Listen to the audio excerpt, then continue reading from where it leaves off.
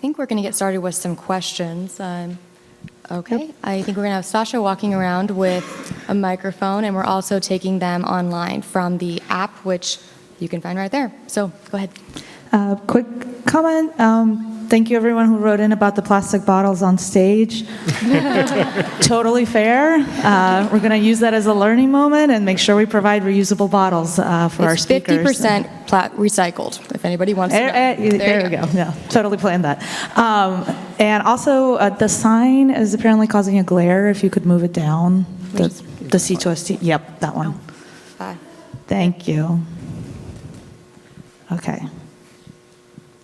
Yes, I have a question. You're talking about solid waste, and I wonder if Comar could explain what we do at the Water Reclamation District on our recycling, because your topic is solid waste. We're on the waste side.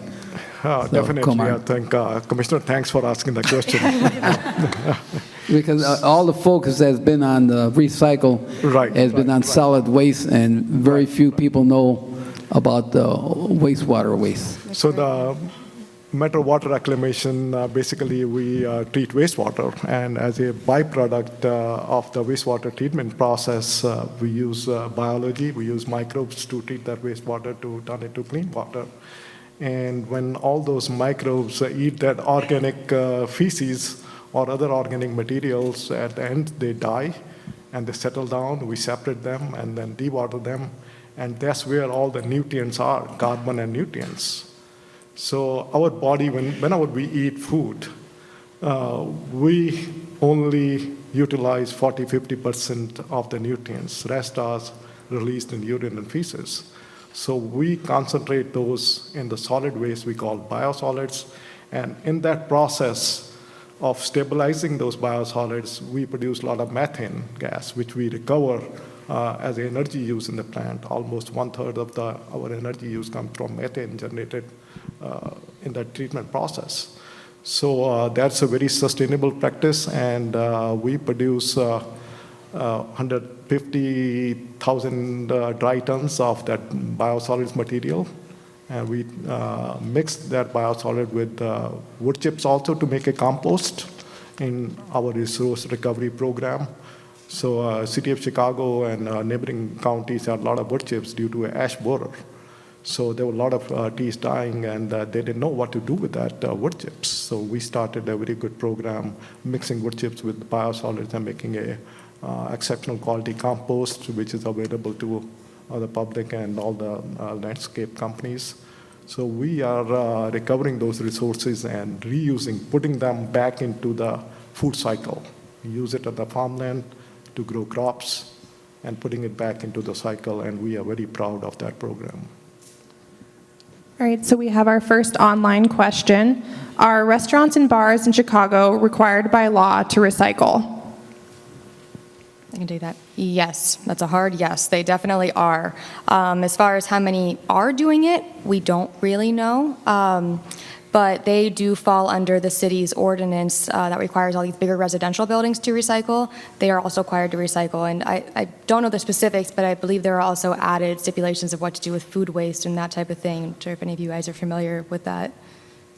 So I'm not sure positive about the food waste, but this is one of the sort of loophole and problems with that we. Yes, sorry, better. This is one, I think, of the loose ends that needs to be tightened up in the recycling ordinance, actually, is that the way that the ordinance was written is that they talk about the building. So commercial buildings are required to have recycling, but what we hear, because all of us do, we go to all sorts of places and they don't have recycling. And if you start asking questions, what you will often hear is sort of the finger pointing thing, and that places say like, well, we don't provide recycling as the business owner doesn't have the recycling set up for it. And if you go to if you can find the property owner, the property owner it very well might be some giant property manager. It's something that is owned by sort of an investment, kind of firm. They're not they're not living up to the law, frankly, and it's not being enforced. So I think actually bars are probably pretty good if they're reusing glass. It's not just because I'm a beer drinker that I'm saying that, but having said that, a lot of the bars are not recycling the glass for sure. So I've definitely heard from many, many people that tell me that if you walk around the alleys in some of the popular entertainment districts, you will see overflowing dumpsters in the back of these bars. Restaurants, I think, are often particularly challenged because of the contamination with the food waste. And many times what restaurants, I think, are really mostly concerned about, and this gets back to the enforcement, is they're concerned about the public health department. So the public health department is the one that shows up and sends inspectors and is making sure that, you're doing everything by the book or they shut you down. No one is showing up and saying if you've got, too many cans in your trash that they're going to put you out of business or at least make you close down until you fix the problem. So one of the things I would actually like to encourage people, as you're saying, what can we think about and what can we do? If you're in a position that you're talking, to your alderman and elected representative, ask them why we couldn't do a better job with the inspection of buildings. So we have a buildings department. They have an army of inspectors. They show up at huge buildings on a regular basis. I work at the Field Museum. We deal with them. Everybody deals with them. They're doing exactly what they're supposed to be doing. Add a little box on the checklist and just check to see if recycling is happening properly. I mean, I really think it is almost that easy to a certain degree, but you can't expect streets and sanitation to be doing this when streets and sanitation by sort of but they're de facto not even able to service these buildings. So how can you expect, the guys that are going up and down your alleys collecting garbage to go to a high-rise that they literally don't service to inspect it? They require citizens to sort of blow the whistle and, make a 311 recycling inspection kind of thing. But, that's a very reactive approach, and we would like to see just something a little more systematic and something that is a little more proactive. Yeah, well, I think it's important to remember is that anywhere you go in the city of Chicago, any residential, commercial building, whatever it is, you should have access to recycling. Now, whose responsibility it is to provide that recycling can get very confusing to people who live there. Maybe somebody owns a unit, they don't own the whole building. It can be very confusing, which is, again, kind of some of the downfalls of the law, the way it's written. But you should technically have recycling in all places. Yeah, the way the ordinance is written is if you are required to hire a waste hauler to pick up your garbage, then you are also required to hire a recycler. And so that applies to the 5+ residential units and all commercial buildings as well. All right, we have an audience question. Hi, Michelle. I'm really pleased that you mentioned environmental justice, and Carter, that you talked about the workers who are manually processing recyclables in China. I'm really interested in the global environmental justice perspective here, and as you know, the United States has not ratified the Basel Convention, and many of us are calling for single-use plastics and plastics to be treated as toxics under the Basel Convention. And so how do we reconcile that with this call to collect and send more of our toxic waste to Malaysia now and other places in Southeast Asia, where my understanding is that it's being open air burned or littered on the streets? It's not just an oceans problem, right? I mean, this is contaminating agriculture. It's in human bodies, especially in these places. So it's hard for me to want to send my trash to a place where people are going to be disproportionately harmed physically, whereas here we might be able to deal with it in slightly safer ways. I could not agree more. It's an embarrassment, quite frankly, to the United States of America that we haven't signed on to this. If you go online and do a search for Basel Convention, you will see that pretty much every country on the planet has signed on to this, with a very glaring exception of the United States of America. If you get out there and vote in 2020, we get a new president, that could be fixed pretty quickly. I believe, much like on the line of the global overshoot, we should live within our means as a country. If the United States of America, the world's wealthiest country, can't handle its own waste stream, that's not anyone else's problem but ours. And I think that what's happening with Malaysia, so Malaysia is actually, for folks that aren't familiar with it, Malaysia has been the recipient of much of the waste that used to be going to China, and much of the sort of, quote, contaminated recycling that just isn't economically viable, and Malaysia is really very unhappy about it, as I would be. So they're pushing back, and they're using this Basel Convention, which is a United Nations treaty, and theoretically there are all sorts of avenues of recourse through that, so it would be fantastic if we get the United States to sign on to that. Yeah, I agree as well. And there's a real dichotomy that I struggle with too, and that is, as you point out, plastics are, I agree, they're toxics.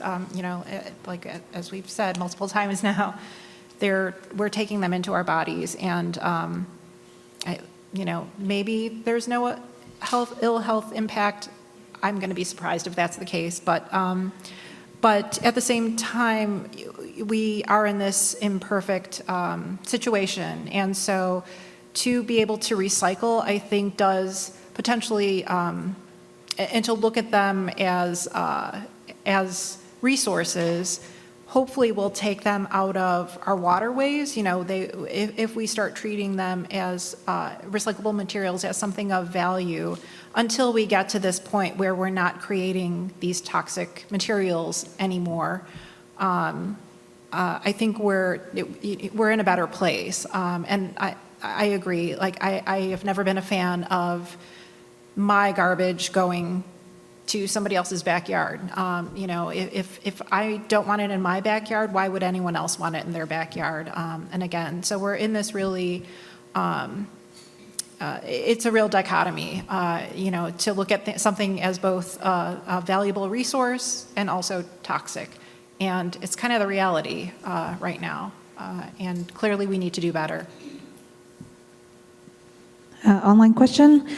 You kind of hit on this already, but Canada joined the growing global movement of banning single-use plastics. How can we get there? Well, I know that there's efforts that are trying to build in the city to do this. So the bag tax was, that's just scratching the surface, right? I mean, that's really just one element of this. Straw bans are kind of on a similar thing, but I have colleagues at the Chicago Park District, for example, that are already starting to roll out single-use plastic bans in the vendors that are operating on the lakefront, and that is a direct response to plastic litter on the beach, which for them is not only something that, they don't want to have the trash going into the water and sort of making it unsightly, but, this is something we want pristine beaches in Chicago, and the Park District is very aware of this, and they're going to be pushing forward. So if we could get like the big city departments to kind of embrace this the way they have with the Chicago Good Food Policy, then I think that would be a great start. If we could get like a statewide bag tax, which a bunch of us have been advocating for, and it got shot down thanks to some of the industry groups that Michelle mentioned earlier. It's a slog. I mean, I definitely can't argue with that.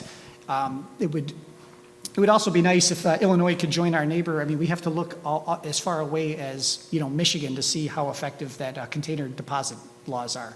I mean, if you slap a 10-cent deposit on that plastic bottle, I guarantee you that no matter where it ends up in the city of Chicago, someone is going to get it, and they're going to take it somewhere and return it for the dime. So we actually had a representative introduce the bill earlier, and it got just killed by the industry groups. It's a statewide problem. The challenge seems to be, could Chicago do it on its own and then get the rest of the state? And no one in the city seems to be willing to take that step because of the problem of people that would then take advantage of it and cross into the city to pull the Seinfeld episode with Kramer. A national one would be even better. Right. Yeah. Hi. Are there any recycling plastic manufacturing companies here that can process our recyclables here in the United States? I think there's plenty of companies that can do it, actually. There was a story in the paper just the other day about a Ford plant that's using plastic bottles to make the undershield. The problem is simply it's just a supply and demand thing. We're making, I think I saw a stat, the world is making 10 tons of plastic a second. And there's no way that domestic industries can keep up with finding ways to reuse this stuff at the moment because it is getting commingled and it is getting dirty. And I think actually the bottle deposit, the container deposit law would be the best way to keep it clean so that the industries would really want to reuse it. But there are some industries, it is just not nearly enough. So it's not economically viable to do it here in the United States? Correct. All right, we have our next online question. How does recycling items like plastic bottles into non-recyclable items affect the overall sustainability of recycling? Do you mean contamination issues? Is that essential? How does it, when you're dealing with, for example, single stream recycling, like what we talked a lot about tonight here, it can be, if kind of what you mentioned with wish cycling, just like one item of a non-recyclable thing. So think plastic wrap or something. If that gets mixed up into otherwise good, clean recyclables, if you don't have the technology or, for example, like the manpower that we see in China to manually sort that out, it can just be too costly to simply put that onto an assembly line and have it sort out that plastic bag, or it just might not work. It might mess up the whole operation. So that's what the big issue with where we get to contamination, and especially when you hear about wish cycling with people who think they're doing a good job and they want to put everything in the recycling bin because they think, oh, it's kind of plastic, hopefully it's recyclable, when in reality it's best to just, when in doubt, to take a step back and to not put something in there that's going to risk ruining the efforts of whatever else you put into that bin, whoever else had put into that bin that could have been good, clean recyclables. Yes, and sorry, if I could clarify, it's not that segments of plastic recycling aren't economically viable. It's specific with single stream when we're mixing it all together. That's where it gets very challenging to pull all these different plastics apart and to get them in the hands of a company that can sort of financially and viably turn them into something new. So plastics, if you talk to anyone who works in one of these MRFs who deals with plastics, they're going to tell you the frustration is just that the plastics themselves, they're very different. It's very hard to tell, although technology is getting better in some cases. They can sort out, the maybe ones from the fives or something like that. But individual products nowadays are often made of several different kinds of plastics, and that's where we're really shooting ourselves in the foot. Because if we're making something so complicated that it's doomed to be landfill because it just simply cannot be economically taken apart in a working business model, then I think that needs to be addressed and it should be stopped. Yeah, and if I may just say, if I'm understanding the question correctly, if we're turning recyclable materials into non-recyclable objects, it clearly impacts recycling, but I think we need to look at it from a broader perspective in that we are taking a resource out of the realm of possibilities forever. And I think we really need, and it's analogous to me to the waste to energy. It's like if we burn recyclables, they're gone. That's it. And we've made a decision that not only, sure, it may seem like the best option to some people in the short term, but think about how we have limited the possibility to have that resource available for everyone else, for all generations to come. I really think we need to think about that from that broader perspective. Hi, I have a question. So I'm very encouraged by the proliferation of programs that promote bring your own bags and biodegradable things when it comes to food waste. But I work in healthcare, and healthcare produces a massive amount of plastic. I mean, everything is plastic wrapped for sterility reasons, and it's interesting to me to hear about, spoons that you can eat because they're made out of potato starch, and that's really cool.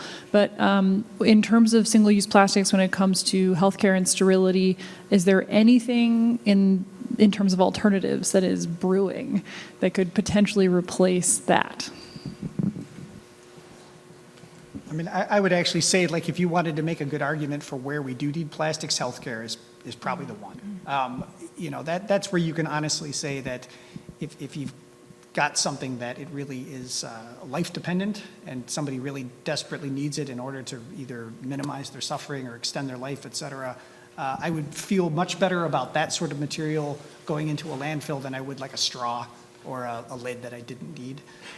That said, I certainly know the industry is very, very aware of it. It's expensive for them as well. They have a lot of challenges, certainly, because it's sort of a hazardous waste issue as well.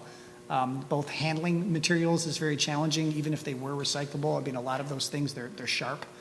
And so, when you're at the doctor's office and it's, whatever the needle goes in the bin, I mean, you don't really want people going in there and kind of pulling this stuff out. So it's a challenge for sure. I don't know if Kuldeep might know more. Yeah, I agree. I think alternatives are coming up, but at the end of the day, it's a cost. How much cost hospitals are going to make those with alternatives. So it is, I think, as a policy, we as the consumers have to decide and raise our voice. End of the day, we are saving a little bit money now, but we may be paying in terms of our health, in terms of hospital costs when people get cancer and other diseases, So I would rather pay now than in future. That's my perspective, but alternatives are there. We have another online question. Are recyclers still dumping about 50% of their loads in landfills, as recent news reports have indicated? Yeah, I can take that one. It's what Glee's talking about in the city of Chicago. We have seen that since these recent changes with China's national sword policy, that there was a very, very large uptick in our waste haulers labeling recycling bins as contaminated, which means they were going to landfills. They're not being recycled. No one's even trying to sort out what can be used out of that. So as far as we know, that trend has continued in the city, and nationally, just from some reporting I've seen elsewhere, there is quite a bit of an issue with huge amounts of recycling going to a landfill. And like we talked about a lot with this, and in certain circumstances outside of Chicago, even where we have this kind of issue with the way the contracts are laid out, in other areas, it really just comes down to economics as well.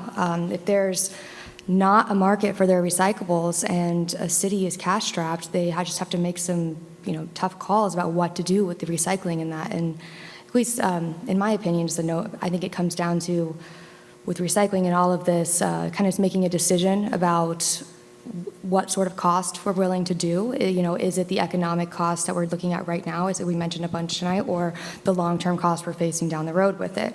But as a result, many places we're seeing are kind of taking that more, say, nearsighted approach towards this, and as a result, much is going to landfills, unfortunately. Yeah, I think I'd also like to add, just, you can flip that and look at the other side of the coin, which is that the places which are doing a much better job about recycling, Chicago is very much at risk in terms of losing people that move to these areas, because you come into the city of Chicago and you come from a place that has a very functional recycling system that you trust. Recycling, I think, as probably everybody here is familiar with, it's very visceral. You do it every day. It's just part of your lifestyle. It's not something that happens kind of once a month. It's just kind of a constant thing you get yourself trained and used to. And if you move here from Portland or Seattle or San Diego or New York, or you have a very long list of cities here. You move from one of these places where the recycling is just kind of taken for granted. It really grates people the wrong way, and I know this because I manage the Facebook account and I hear from them all the time. And there is I'm not going to say somebody moves to Chicago and leaves because of our recycling program, but I feel like it's maybe like the straw and the break in the back here.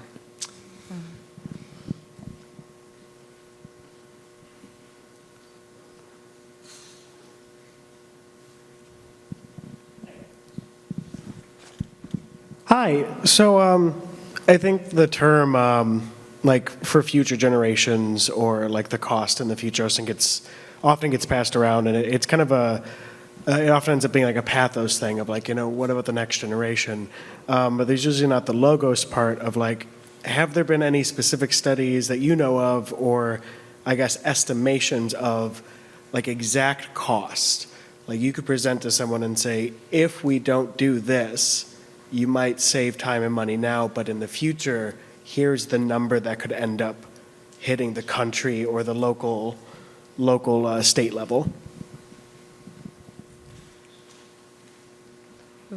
That's a good question. I can't think of something that has put a real number onto this issue, although that would be, I think, very, very helpful in the endeavors of a lot of people on the stage with all this. But I think what's also important to note is that when we talk about, the future generations and the cost of recycling, we're not really talking about so far down the road. We're not even really talking about that much of a future generation. We're talking about us in 10 years, in 20 years, what's going to happen when these landfills are filled up, when the landfills start leaking, when we don't have any more space, when there's more fish in the ocean than plastic. It's more immediate than I think a lot of the climate topics that you talk about, is. It's close. I think it's starting to appear. Until last couple of years, we haven't put a dollar value on environment, clean water. But in the last couple of years, I see a lot of research publications coming out from Stanford, Harvard, and I see those scientists are now putting the value of clean air, value of water, value on groundwater. So I think we will see more and more of that kind of research in the future. I think people are right now paying attention to that. And rightly so, it's needed. So that's the only way we can explain. So what impacted me when I read that article, Born in 2010, what is left for me? When we talk about sustainability, we talk about technology lasting 20 years. So we talk about sustainability so that our great-great-great-kids, millions of those generations are going to live on this earth. We are already exploiting 1.7 times the resource of Earth in 1 year. Maybe we'll find another Earth, I don't know. But rightly so, we need to put those values so that people understand. Yeah, I think a number that I give people that is based on the 2017 waste report for Chicago is Chicago sent 3.5 million tons of material to landfill. I, for one, cannot even picture 3.5 million tons of landfill, but I can tell you that based on how much of it appears to be going to Indiana, which is 85% of at least the residential portion of this, if that 85% suddenly could not go to Indiana because the state decided to pass a series of sort of laws and regulations that prohibited Chicago from sending it there, we would be up a creek without a paddle. So if I came to sort of the city of Chicago and I said, hey guys, you've got 3.5 million tons of trash you got to figure out what to do with here in the city, that would be the number that would frankly scare the hell out of me. So our next online question, there's a ton of user challenges and error with recycling. How do we make it easier and incentivize the consumer to recycle? As part of the reporting over at the BGA, I looked at what a lot of other cities have done as far as how to encourage recycling programs, and I think that there are so many different options out there, and it's hard to see right now, which has been the most effective, but just a couple examples. I believe it might be Philadelphia, I might be wrong on that, does a program where they incentivize people to participate in recycling by they put a barcode on their recycling bin. So whenever someone comes by and picks it up and it's good, clean recyclables, they scan it, that household gets a couple points, and then some participating little restaurants and shops in the community will allow those points to be redeemable. There's options like that, and there's also, as we mentioned earlier, there's kind of the flip side of that with pay-as-you-throw programs where we start charging more for garbage and then recycling is the cheaper option, and that's your incentive. So I think there's a lot of different choices out there if a local government really wants to get serious about increasing the recycling rate and getting people more educated and involved. I also think doing more education, people understanding why we should be recycling. My hope would be that if people understood how recycling can positively impact not just our environment, but our lives and everyone's lives, and contribute to equality and environmental health and our own healths. My hope would be that people would find that enough of an incentive to recycle more and better. I'd say the Chicago Public Schools, by the way, have done a much better job than much of the city, and there's no better incentive than getting a scolding look from your child if you're doing something wrong. Thank you. So I like that you mentioned about data is the key, and we should grab data from all of the places. There is a movement called citizen science, a movement where the general public or residents can help to collect data under the supervision of scientists from universities or research institutions. So in terms of collecting data about recycling, do you think we can create a citizen science program by working with universities and ex-residents to help in collecting data?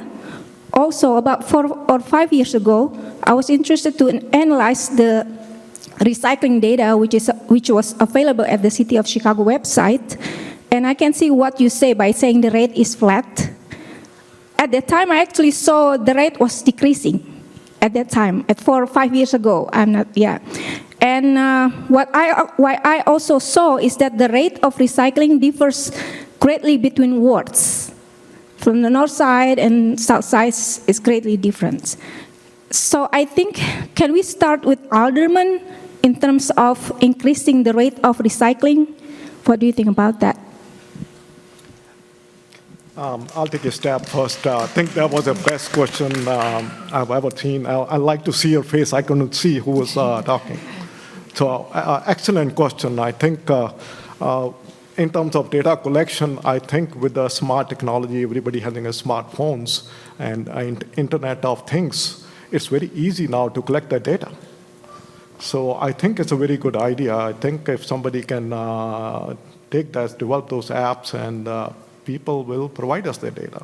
And there are few examples of that. Monarch butterfly corridor, people are providing data on the internet. And when all the data is using artificial intelligence combined and on the web interfaces it's available, people get more interested about it. I think that's a wonderful idea, and that's why technology is the answer. And I think we are getting in the right direction. We just need young people like you to develop those tools. I get just one addition I'd make to that. I don't know if everybody has heard. I'm not sure I'm even pronouncing it correctly, but another sort of citizen science effort. It's called plogging. And so it's this idea that you go on your daily jog, and while you're doing it, you pick up some trash, you throw it away, or recycling, and you take a picture of it and you share it online with various tags, and that this in turn, it's a data building exercise actually, but it's also a community building exercise so that people don't feel like I'm the crazy person on my block running around doing it. I mean, it's a lot of people that care about this, so the community element is important. Are there a few categories of recyclable materials that are not susceptible to contamination, which would represent the bulk of recycling for the residents? Probably metal. I mean, I think metal is the one that is, the material itself is not really as subject to it as, say, like a paper product, where the paper can get infiltrated with food waste and moisture and things like that. It comes down in many ways with single stream recycling. It's the shape. And I was really sort of surprised the first time they told me they didn't want like scrap metal in the blue carts. And I was like, well, it's metal, I thought everyone could recycle metal. But it's really, you have to understand the whole process of how it moves through the sorting facility to understand what they're going to capture. So if it's, I think the example we got from DSS at one meeting is like they don't want like an old lock. If you throw like an old lock in the blue cart, it is going to kind of gum up the sorting facility. So what they really want are the cans. And I think something else with that's important to remember is that when we talk about contamination with recycling, we're not always saying that an individual item itself is contaminated. That can be the case. For example, like a greasy pizza box, like that cardboard is not recyclable with that on it. But most of the time, at least in Chicago when we're talking about it, it's kind of more what you were just alluding to, in that it's the overall load will get contaminated because it's just going to be too difficult to sort it out. It's going to gum up the works in some way. It's just not going to be realistic. I just want to put in a plug for scrappers who will take the locks and the chains and all of that metal. Leave your stuff out on your, I leave my stuff out in the alley, and so scrappers can get it and recycle it. That's efficient. Yeah. Real fast. Yeah. Okay, we have just one more last question. I know there's a lot of questions. If you guys are okay, maybe people can come up and talk to you afterwards. We'll be around. So I'm just going to combine two here from online. So does recycling still matter? And what are some positives that we can leave with? Yes. Oh, go ahead. I think it absolutely matters, and I would never say it's like the most important thing you can do for the environment, but I'll say that everyone I've ever met that is doing things for the environment also recycles. Mm-hmm. So I don't know if sometimes I call it the training wheels of environmentalism, but the fact is that learning about recycling helps you understand a more sort of systems approach to looking at the world in general. And at least for me personally, you know, that this was my introduction to just being sort of a better human and paying more attention to my impact on the planet. And I think that holds true for a lot of kids, especially as they get older. Yeah, I was going to say, as far as a positive aspect, I would say kids. Kids are doing really, really good learning how to recycle, and they care about it, and it's awesome. And they're learning how to do it the right way. So if we kind of give up on the rest of us of learning about how to do it quickly, which we shouldn't do, but at the very least, we have kind of a saving grace that the next generation is already much, much more educated than we are on it. So that's great. I think it still matters. I think recycling on the side, this education component about conservation, you know, they learn about conservation.